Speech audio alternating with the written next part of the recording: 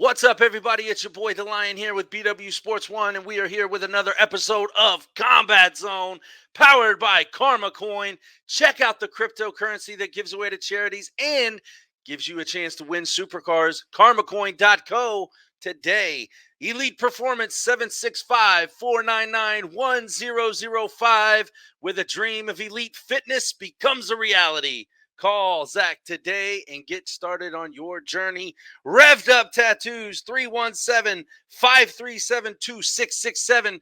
Book your next ink therapy session with our boy Todd over at Revved Up Tattoos. You won't be disappointed. BaumBurgers, that's right, 7960 US 31 South in Indianapolis. Famous for steak burgers, but they are the bomb.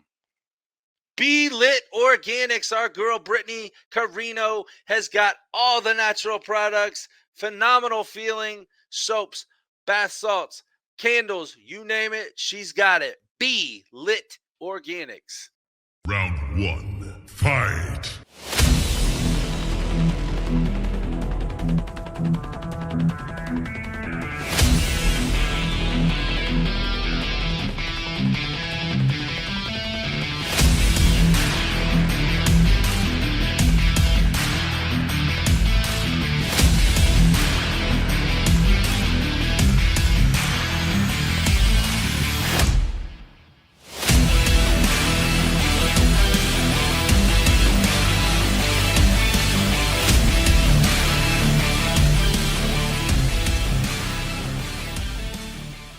What is up, everybody? Welcome back to this episode of Combat Zone with DaLion, and today we are embraced by the presence of Easy E, Reggie Barnett Jr. What is happening, my brother? Thanks again for coming on.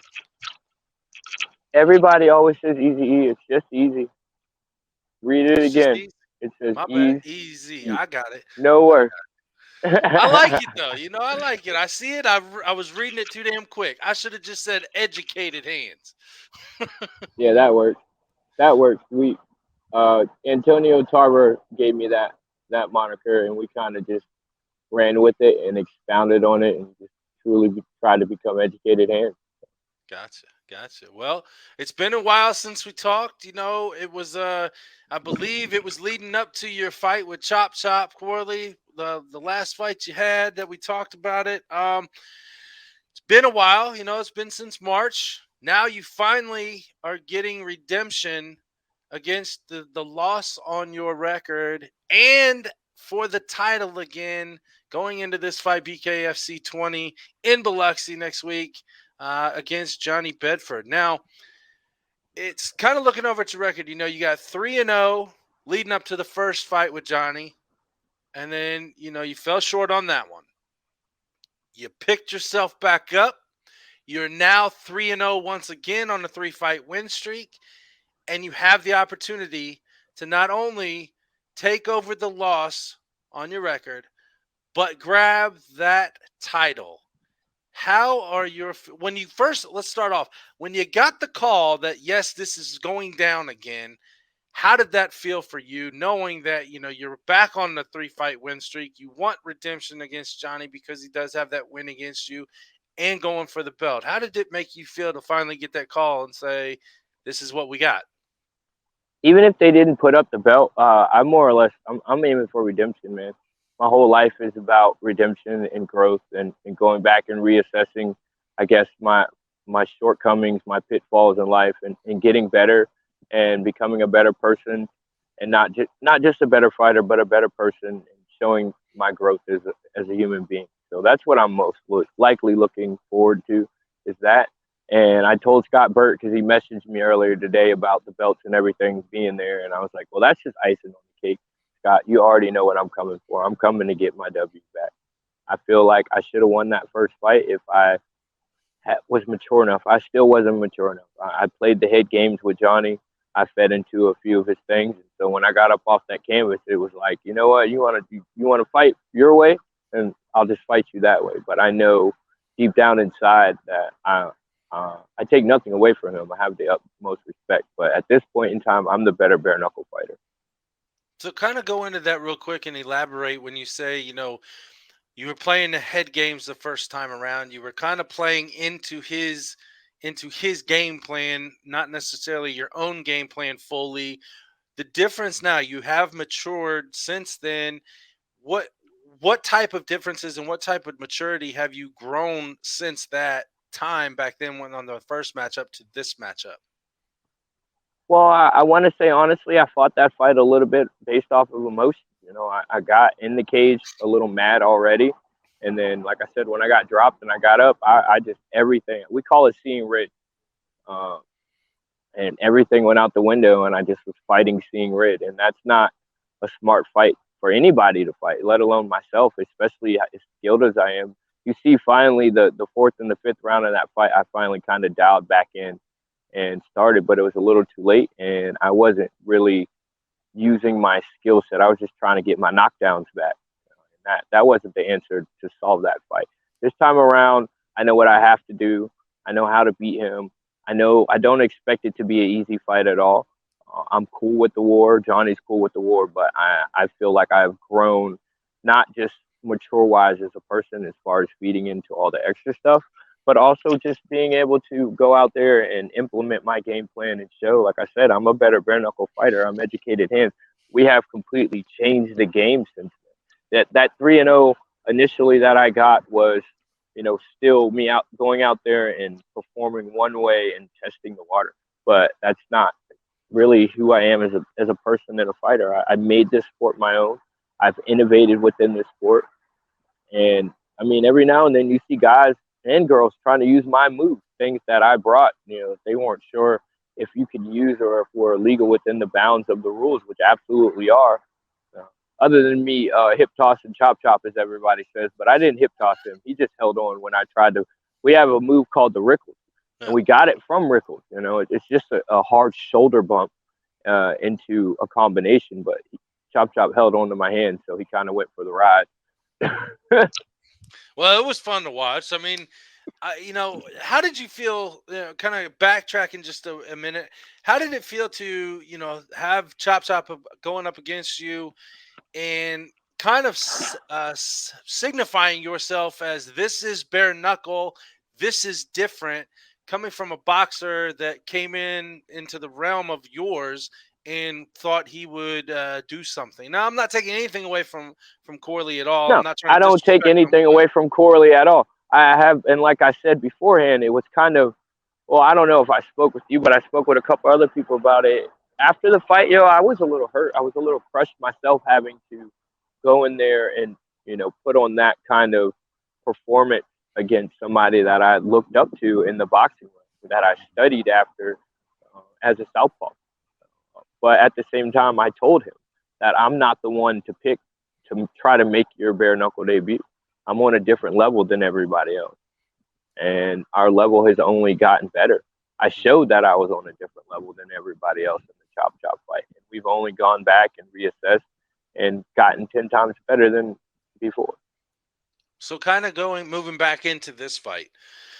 There was kind of I would say, controversial talks about why Bedford would get this shot right after a loss for the title that he had against Dat. Now, granted, Dat moved, it was vacated.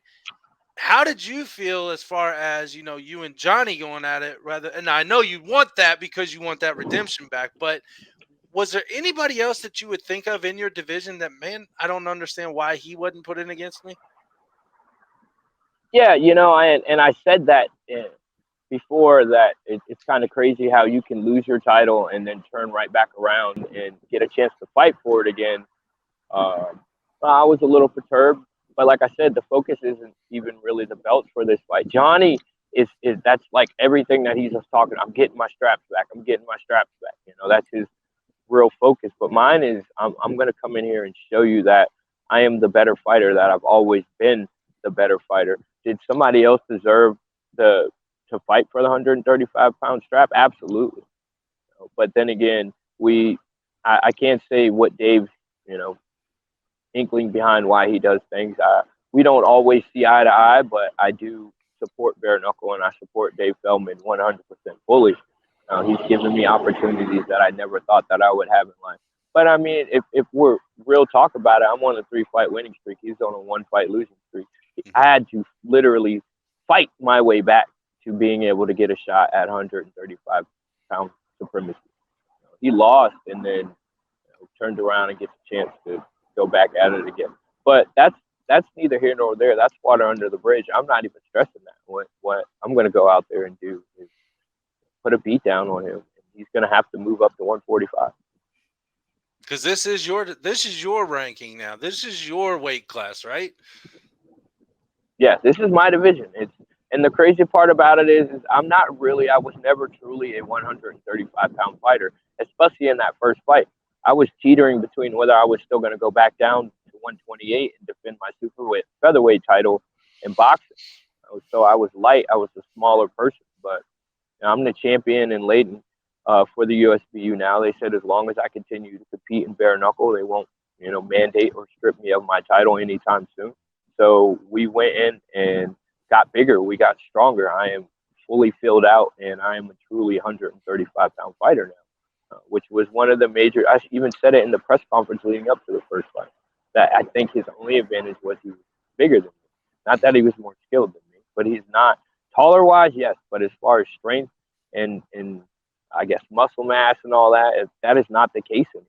So his one real advantage is gone. So I know that everybody steps in there, has a game plan, and it goes out of the window every time somebody, as soon as you get hit, obviously. But my question to you is, initially, what is your game plan going into this rematch with Johnny? Well, we're gonna fight in the center. That's it.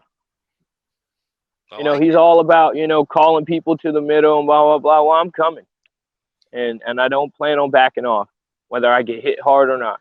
That was the biggest thing. Is he likes to try to catch people on the way out. Mm-hmm. Well, you can't catch me on the way out if I stay in the fire with you. So we just go see who can take more heat. And I train in the furnace every day. Sometimes I crank the temperature up in the gym to like 115 degrees, and I still, bust my butt. So as far as being in the heat and in the battle, I'm not even stressing that. So we'll see. He says that he cannot be mentally broken. Well, he already knows that he can't mentally break me. The world saw that he couldn't mentally break me. It's not that I get off the canvas once, not twice, but 3 times. And what did I do? I still kept coming. I still took a couple hard shots after the fact, and I still kept coming. All right. So, and that's the game plan. It's not even fighting Johnny's fight. I'm going to make you fight my fight. You think that your fight is calling people to the center and making them stand there and bang with you. I don't even have to come in the center and bang with you. I can still outbox the shit out of you right there in the pit, and I'm cool with that. And that's exactly what's going to happen. Well, you mentioned, everybody saw that he couldn't break you mentally in the last fight. However, you mentioned something in there, not once, not twice, but 3 times did you get knocked down and came back and kept going. At that point, that has got to be putting a burden on your opponents, in this particular case, Johnny's mentality and mindset over, damn, I'm using everything I can against this guy and I'm still not able to break him. I think going into a rematch with somebody that you've given that mentality to may be a little different, and they may be a little doubting, not fully doubting their skills, but doubting, damn, okay, I didn't break him before.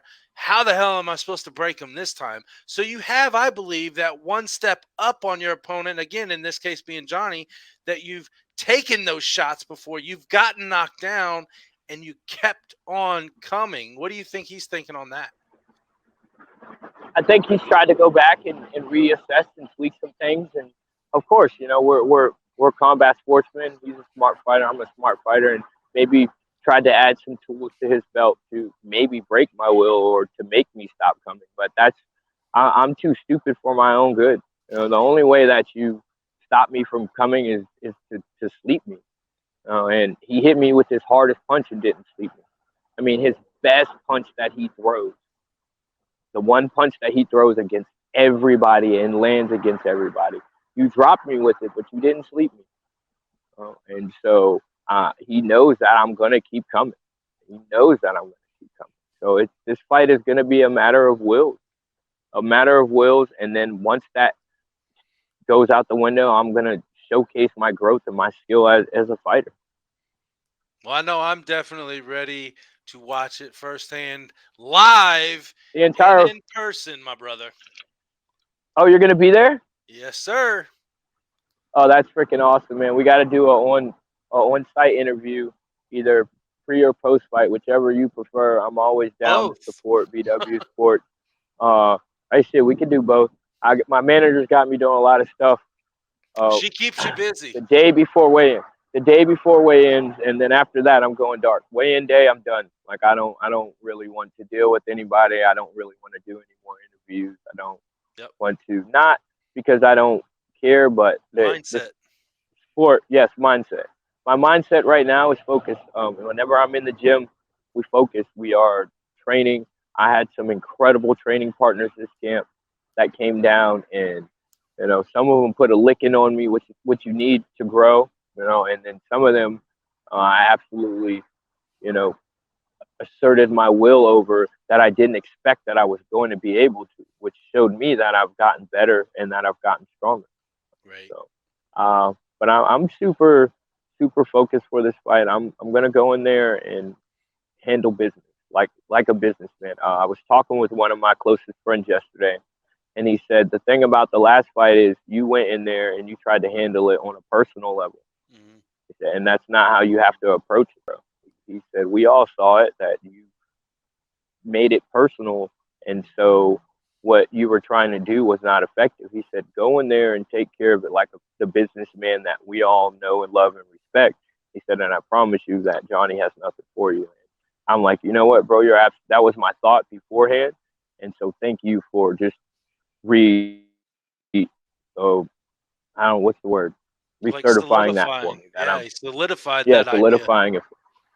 Yep. And Yep. so I'm like, well, there we go. And so that's the focus. And that's what I have 2 more days of training tonight at Grindstone and then tomorrow back at my home gym.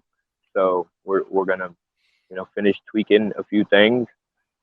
My weight is great. I'm almost 10 pounds heavier than our fight weight, which is exactly what I want to be. So like I said, I'm not the smaller man anymore, and I'm just going to go out there and have fun and live in the moment. See, I also tell people that I remember when I was so low in life that I thought I was going to be absolutely nothing. And God has raised me to this position, to this platform to go out there and live my dream and shine in front of the world. And all I really want to do is inspire other people to go out there and chase their dreams, to try to change their start.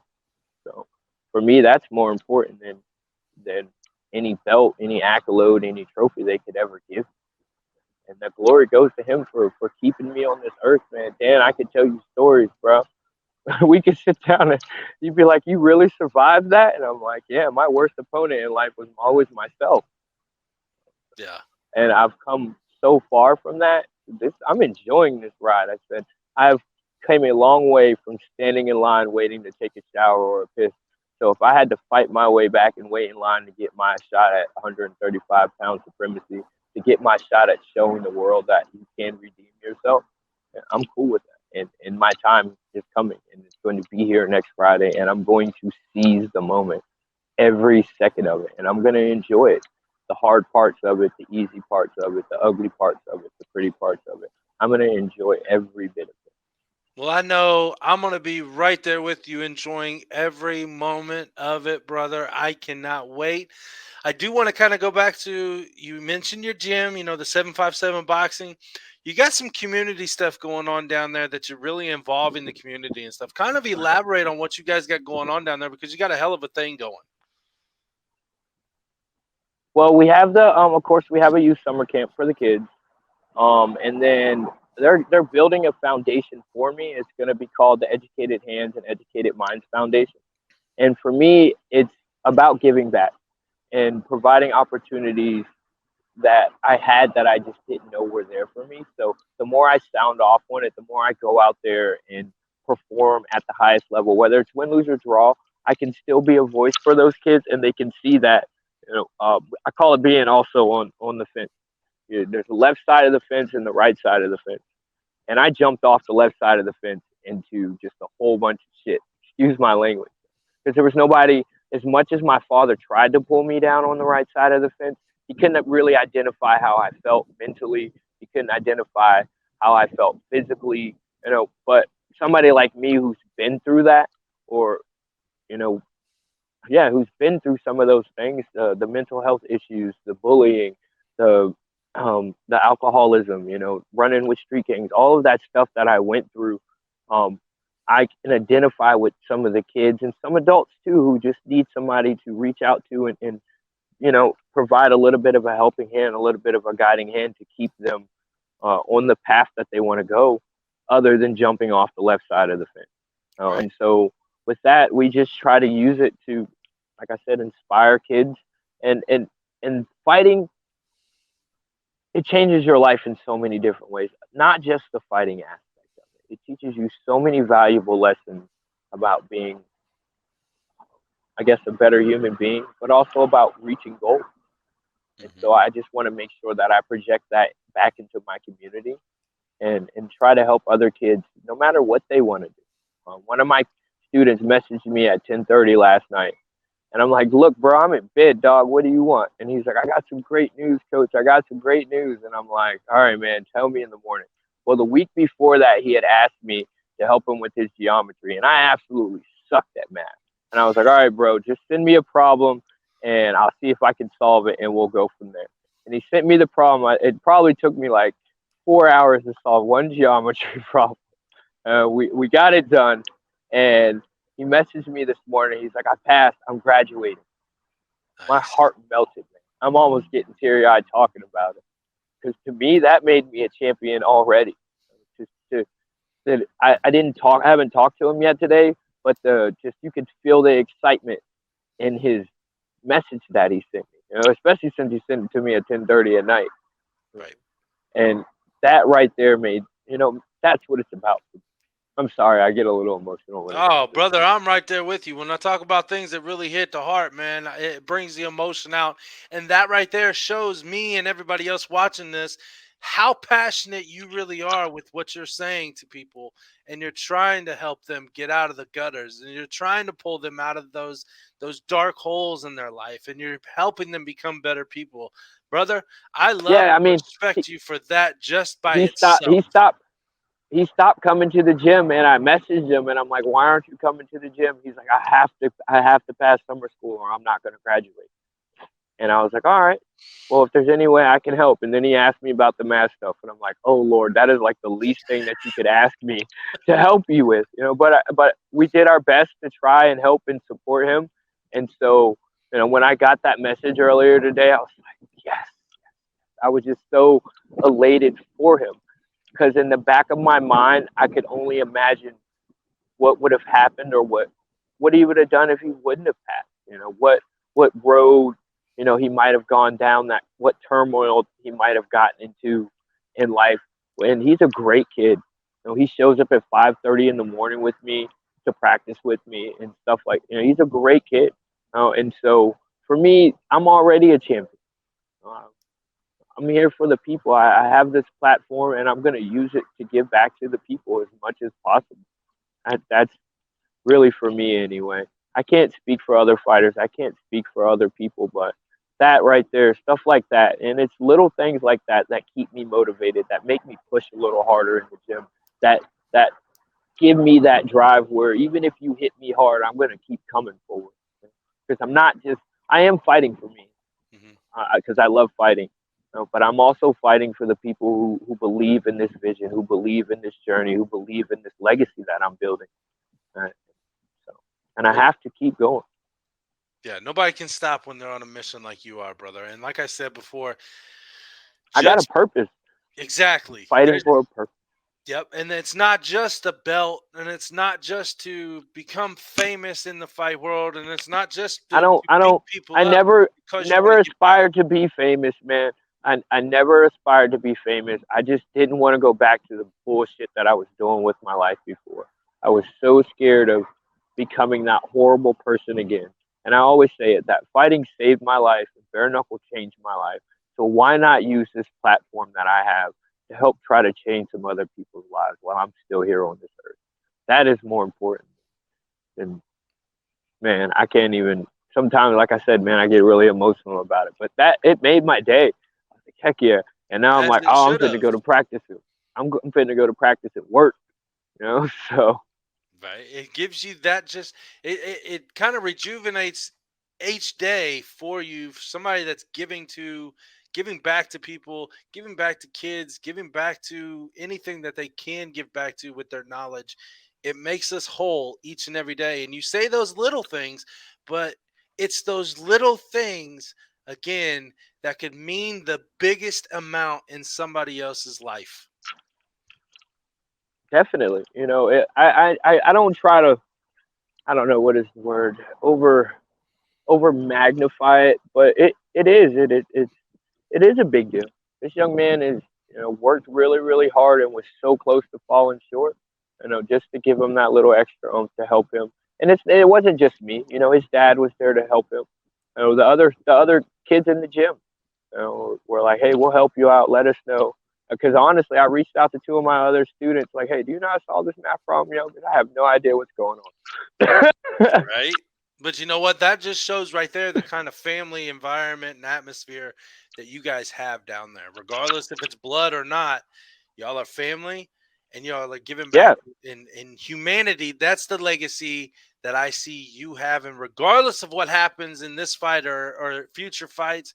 You have put your footstep on a well, legacy of good. I said I lived. You know, there was a point in my life where I lived, and I didn't think I was going to make it to a certain age, and I lived that way with no regard for my own life or the lives of the people around me, and in some retrospects, even my own children. And so, God saved me. He spared me when I felt like I didn't deserve to be, and so to not give back and show the power of His redemption for me is would be absolutely just ludicrous. I have to do it. And I just happen to be really good at beating people up. So that's what I choose to use as my platform to, you know, Ain't nothing inspire wrong with people to that. do better and raise above it. You know, my dad, he taught me to be a master boxer. If I wanted to go in that direction, you know, and truly dedicate myself to that sport, I probably would have eventually became a world champion in boxing. I know. But my mom birthed me to be a fighter, and God opened the door for bare knuckle for me so I could show the world that I wasn't just a fighter inside the ring, but I fought in some hard spots in life to get to that point. And so, and it's all about, you know, how much you're willing to dedicate yourself, how hard you're willing to work for it, and making that hard sacrifice.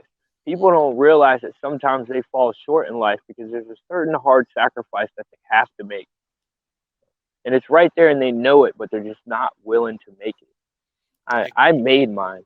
I gave up my life. I gave up my time because I knew it was time to change and become a better person so that I could. I didn't never, you know, I didn't, when I did that, I didn't know that bare knuckle was going to be legalized or any of this was going to happen. But I knew, I felt it in my heart. God had put it in my heart that there was something, I had a bigger purpose than what I was doing, right? And something more important. And so now I get to live it every day. I love it. More people need to be in that same mindset with their thoughts and their actions on an everyday basis. And I love you, brother. I respect you wholeheartedly for that. And hopefully BW Sports One and you know, educated hands and 757 can work together on some things coming up in the future I'd like to talk to you about. Yeah, we got some other projects coming out. We're gonna start doing community drives for food drives. We're gonna start doing community drives when school starts back up for getting the kids together to learn from each other. Just and this some of it wasn't really my idea. It was other people who saw the work that I was putting in. It was like, here, let me help you build on it. Let's make it bigger. Let's go out. You know, I'm gonna go into motivational speaking. I feel like the message is important and it needs to be shared with as many people as possible. Whether they believe in it or not, whether they hear it or not, is up to them. But the more people that I can share it with, I'm coming back in the house. Uh, the more people that I can share it with, the more impact that we'll have on the world. Absolutely. Absolutely, brother. Again, I commend you wholeheartedly for what you're doing, your vision. You're giving back to the community and you're giving back to people that need it. And I appreciate that for it because let's face it, if nobody is doing what we're trying to do for our youth, our future is not bright. So we need to help them out and help ourselves out in that same aspect. But and if you're not willing to love yourself, you mentioned it earlier. If you're not willing to love yourself first, there's no way you can ever love and help anybody else on Nope, this. exactly. I did not have that love for myself. I didn't appreciate myself and the gifts that were given to me, and so I got sat down for a while. I have no shame in it. I got a chance to reassess what I was going to do with my life and my purpose, and now it's just magnifying, and it's going to continue to grow. I'm going to beat Johnny Bedford. I don't have any inkling in my heart that I'm not, but it wouldn't matter if I did or didn't because it'll still grow. It'll still be magnified, and it will still continue to show people. I don't know if you ever saw that movie with Heath Ledger, A Knight's Tale. I stole it from there, and I call it, like his father said, you can go and you can change your stars. Anybody in this world can, and I'm a representation of that, and I want to continue to do that for other people. So that way, when they hit those hard spots in life, they can be like, well, shit, Easy did it. And he did it the hard way. My ring name is Easy, not because I want easy fights or I expect things to be easy. It's a conundrum for everything about my life. I've gotten it the hard way. We've came to the fun part. All right, You've let's been go. here before, so we've hit rapid knockout before, and now we got new questions for round 2 of rapid knockout. Again, has nothing to do with the combat sports world or fighting. Are you ready, brother? Let's go. All right, first question. If you could live anywhere in the world that money wasn't an object, if you wanted to just pick up and move somewhere, where would your go-to spot be? The Amazon. The Amazon. In the middle of the jungle, right? In the middle of the jungle. I really want to see if I could just survive life. There you go. You ever heard of Naked and Afraid? We need to get you on Naked and Afraid. I wouldn't be afraid. I You'd might be naked, but I wouldn't be afraid. I love it. I love it. Question number 2. Money's not an object again. If you had your pick on any type of vehicle, what would your go-to vehicle be? A 1998 Acura Integra Type R. That is very specific, thought out. You have that on your mindset to get. I can see it now. Maybe one day you'll have that. Why did you pick that year? I don't know. I just fell in love with that car. I had one when I was, in the street life briefly, and it got totaled out, and I absolutely was my favorite car. I guess from the Turner race car driving stage in my life. It was just a car of my choice. So I know that one day, even if I never drive it, I'm going to get me. There you go. There you go. This might be the hardest question I've ever thrown on Rapid Knockout. Reggie, DC or Marvel? Man.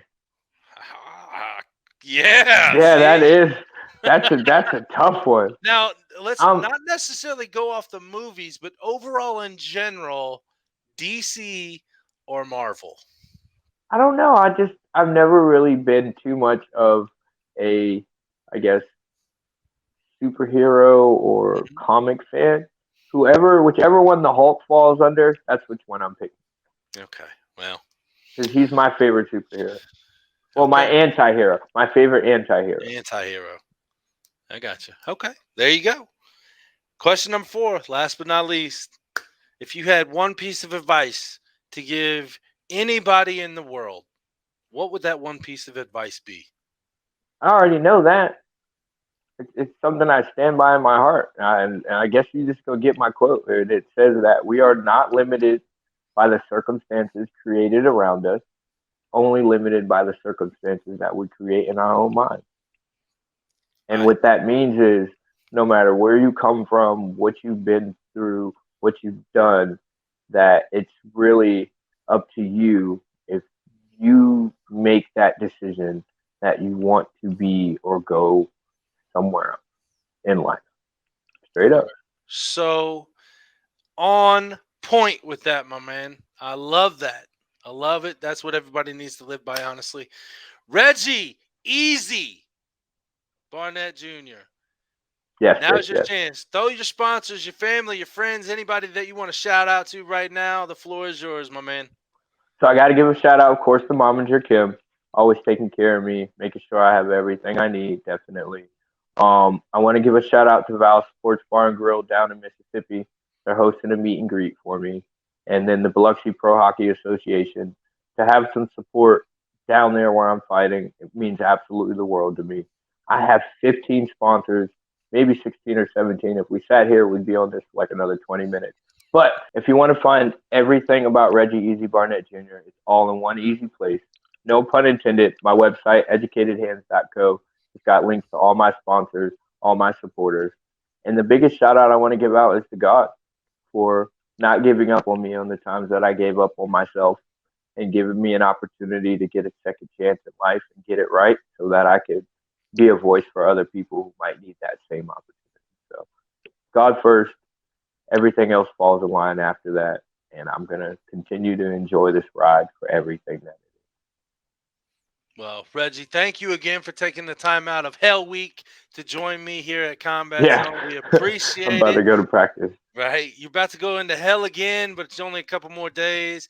And then the payoff will show here in Yes, it just less will. than a week. So, Reggie, Yes, I sir. can't wait to see you down there in Biloxi. As soon as I get there, I'll hit you up. We'll get together Yep. on an interview. Definitely, we'll make sure it's before you go dark for the weekend. Yes, please. Yep, no problem. Absolutely. I know I got to give respect to everybody that's going in there because it's your time to shine and not mine. I want to give you the full rights to do what you need to. Reggie, educatedhands.co. Go to check it out. Easy. Thank you again for coming on Thank you so Combat much. Zone. Yes, sir. We'll see Thank you you for next having time. me, and I will see you next week. Yes, sir. Yes, sir. I'll hit you up as soon as I get there. Check out all the happenings at BWSPORTS1.com. And for DaLion in Combat Zone, we are out. Peace.